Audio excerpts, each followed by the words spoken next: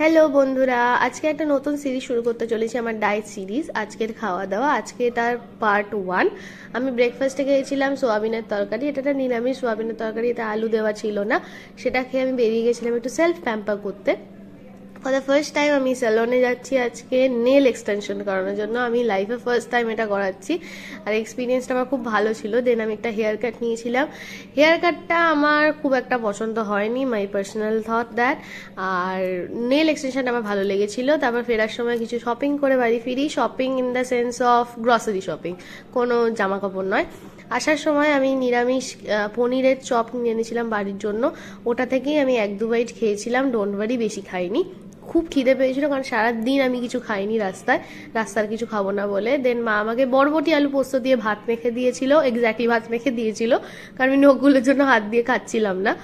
আর অরড় ডাল খেয়েছিলাম, আর তার সাথে শশা। এটা খেয়ে আমি আমার দিনটা শেষ করলাম। Bye bye.